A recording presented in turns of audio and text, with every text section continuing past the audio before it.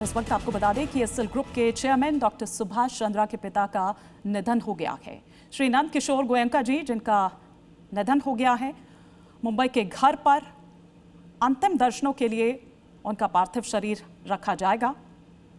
96 साल की उम्र में उन्होंने अंतिम सांस ली है।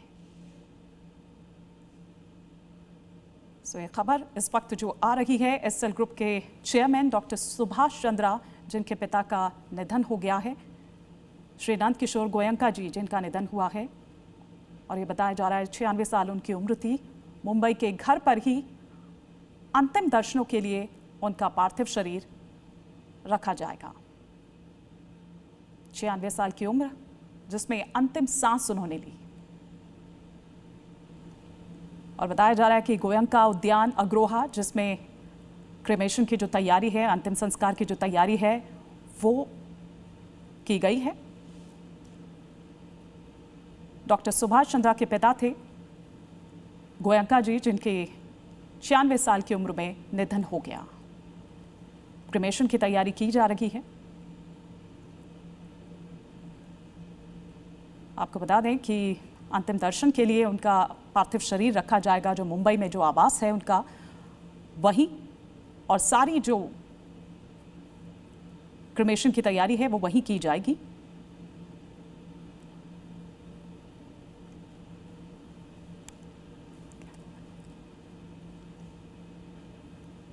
मुंबई के घर पर ही बताया जा रहा है कि उन्होंने अंतिम सांस ली और उसी घर में वहां अंतिम दर्शनों के लिए उनके पार्थिव शरीर को रखा जाएगा। श्री नंद किशोर गोयंका जी, जिनका निधन हो गया, मुंबई के ही घर पर अंतिम सांस उन्होंने ली। एसएल ग्रुप के चेयरमैन डॉक्टर सुभाष चंद्रा के पिता थे श्री नंद किशोर गोयंका जी।